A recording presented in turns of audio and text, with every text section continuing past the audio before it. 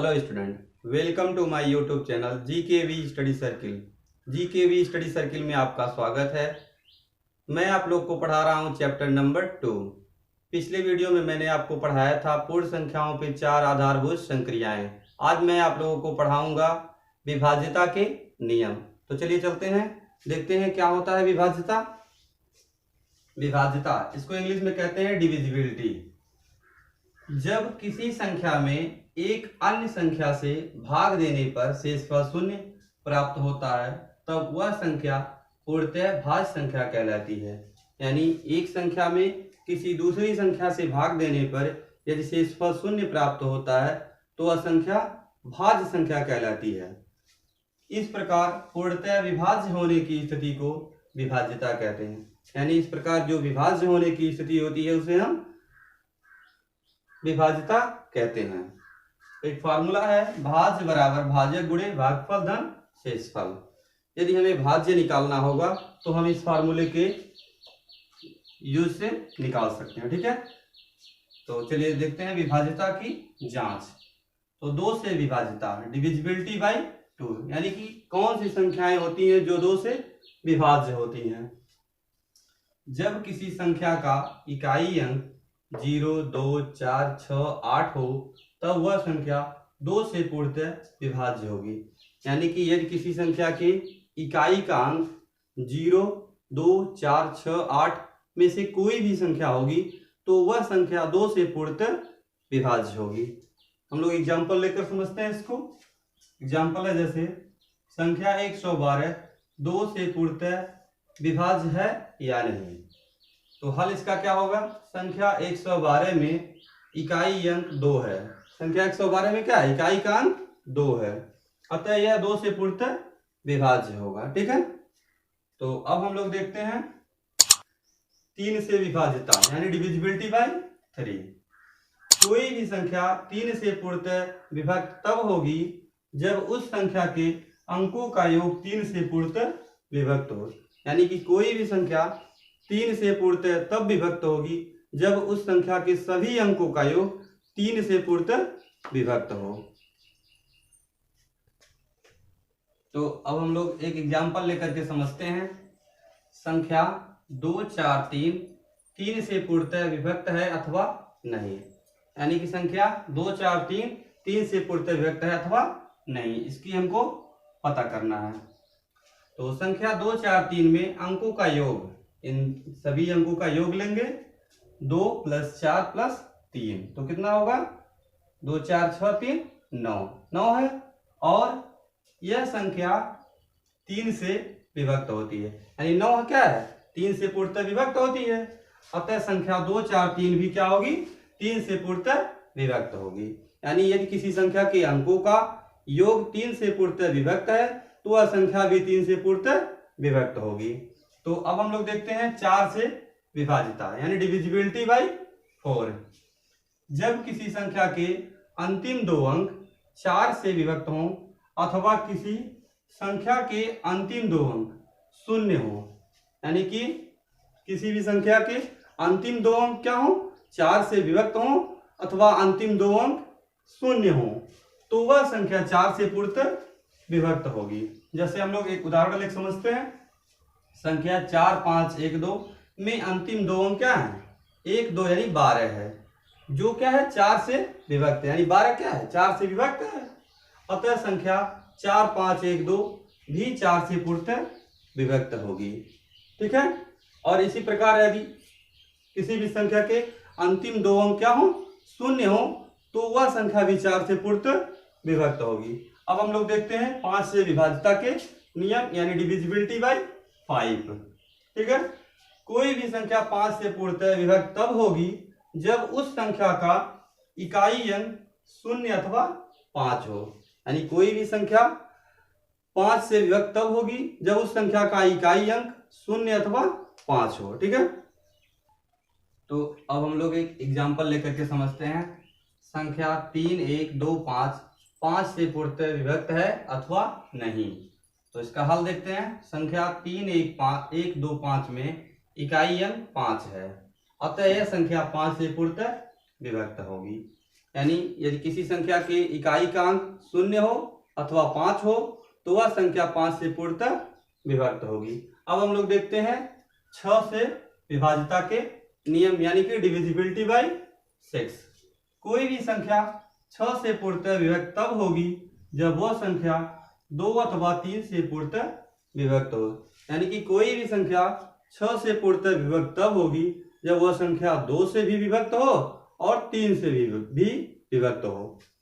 जैसे कि एक एग्जांपल लेकर समझते हैं। संख्या 744 6 से पूर्णतः विभक्त है अथवा नहीं। तो संख्या 744 2 तथा 3 से विभक्त होती है, यानी कि ये जो संख्या है ये 2 से भी विभक्त होगी और 3 से भी विभक्त होगी। क्योंकि इकाई अंक 4 है इसलिए 2 से विभक्त होगा और सभी अंकों को जोड़ेंगे तो 7 4 11 और 4 15 15 3 से भी विभक्त है। इसलिए यह जो संख्या है 744 क्या होगी 3 से विभक्त होगी। ठीक है, सॉरी 6 से विभक्त होगी। ठीक, अब हम लोग देखते हैं 7 से विभाज्यता के नियम यानी कि डिविजिबिलिटी बाय 7। जब किसी संख्या का 6 बार 12 बार 18 बार एंड सो ऑन 6 के गुणज में पुनरावृत्ति हुई हो तो वह संख्या 7 से पूर्णतः विभक्त होगी। जैसे एक एग्जांपल एक समझते हैं। संख्या 6 6 6 6 6 यानी कि 6 बार है, 7 से पूर्णतः विभक्त है अथवा नहीं। तो संख्या इतने में 6 की 6 बार, देखिए 1 2 3 4 5 6 बार पुनरावृत्ति हुई है, अतः यह संख्या 7 से विभक्त होगी। अब हम लोग देखते हैं 8 से विभाज्यता के नियम यानी कि डिविजिबिलिटी बाय 8। जब किसी संख्या के अंतिम 3 अंक 0 हो अथवा अंतिम 3 अंक 8 से विभक्त हो तो वह संख्या 8 से पूर्णतः विभक्त होगी। यानी कि यदि किसी संख्या के अंतिम 3 अंक 0 हो अथवा अंतिम 3 अंक क्या हो 8 से विभक्त हो तो वह संख्या 8 से पूर्णतः विभक्त होगी। जैसे हम लोग एक एग्जांपल लेकर समझते हैं। 1 4 8 7 2 8 7 से पूर्णतः विभाज्य है अथवा नहीं। तो संख्या 1 4 8 7 2 के अंतिम 3 अंक क्या है 8 7 2 हैं जो 8 से पूर्णतः क्या है विभक्त होते हैं, अतः यह संख्या 8 से विभक्त होगी। अब हम लोग देखते हैं 9 से विभाज्यता के नियम यानी कि डिविजिबिलिटी बाय 9। कोई भी संख्या 9 से पूर्णतः विभक्त तब होगी जब उस संख्या के अंकों का योग 9 से विभक्त हो। यानी कि कोई भी संख्या 9 से पूर्णतः विभक्त तब होगी जब उस संख्या के अंकों का योग 9 से पूर्णतः विभक्त हो। तो हम लोग एक एग्जांपल लेकर समझते हैं। संख्या 4 5 6 3 9 से पूर्णतः विभक्त है अथवा नहीं। तो संख्या 4 5 6 3 के अंकों का योग यानी इस संख्या के सभी अंकों को योग देखते हैं कितना है 4 + 5 + 6 + 3 जोड़ेंगे इसको कितना हो जाएगा 18। 18 है और 18 क्या है 9 से भाग देने पर पूरी पूरी विभाजित हो जाएगी।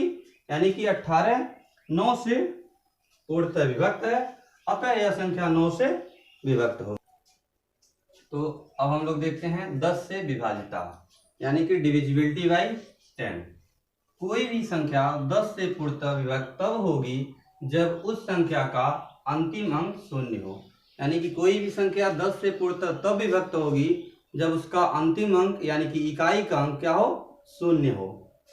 जैसे एक एग्जांपल ले समझते हैं। संख्या 5 7 8 0 में अंतिम अंक 0 है, अतः यह संख्या 10 से विभक्त होगी। यानी कि संख्या जो दिया हुआ है इसका इकाई का अंक क्या है 0 है, इसलिए यह संख्या 10 से पूर्णतः विभक्त होगी।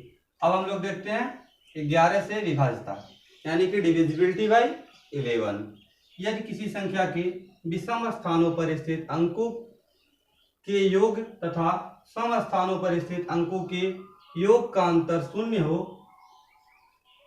या 11 से विभाज्य हो तो वह संख्या 11 से पूर्णतः विभक्त होगी। यानी कि 11 से वह संख्या विभक्त होगी जिसके विषम स्थानों पर स्थित अंकों का योग तथा सम स्थानों पर स्थित अंकों का योग लेने के बाद उसका अंतर लिया जाए तो वह क्या आना चाहिए 0 आना चाहिए, या फिर 11 से विभक्त होने वाली संख्या आए तो वह संख्या 11 से पूर्णतः विभक्त होगी। अब हम लोग एक एग्जाम्पल एक समझते हैं, जैसे कि 1 3 5 7 4 11 से पूर्णतः विभक्त है अथवा नहीं। तो संख्या 1 3 5 7 4 में विषम स्थान पे कौन अंक है? देखिए इधर से अगर हम लोग जो है बाएं तरफ से देखते हैं तो 1 5 और 4, यानी कि पहला अंक लेंगे तो दूसरा छोड़ देंगे, ठीक है। फिर उसके बाद से तीसरा लेंगे, फिर चौथा छोड़ के पांचवा लेंगे, यानी कि विषम स्थानों पे स्थित अंक कौन कौन है? 1 5 और 4। इनके अंकों का योग लेंगे तो क्या होगा? 1 + 5 + 4 यानी कि 10 होगा। अब इसी प्रकार सम स्थानों पर स्थित अंकों का योग, तो सम स्थान पर कौन से अंक स्थित है? जैसे कि दूसरे वाले देखिएगा, दूसरा अंक से 3 तो 5 नहीं लेंगे यानी 3 और 7, ठीक है। तो इनको जोड़िए, 3 + 7 = 10, ठीक है। इसलिए क्या होगा? सम स्थान पर स्थित अंक और विषम स्थान पर स्थित अंक दोनों को क्या करेंगे? दोनों का अंतर लेंगे। 10 - 10 बराबर क्या है? 0। 0 इसलिए क्या है? यह संख्या 11 से विभक्त होगी। तो आज हम लोग पढ़े हैं विभाज्यता के नियम। यदि वीडियो अच्छी लगे तो लाइक करें, चैनल को सब्सक्राइब करें एवं बेल आइकन को प्रेस करें। तो चलते हैं, तब तक मिलते हैं अगली वीडियो में। तब तक के लिए जय हिंद, जय भारत।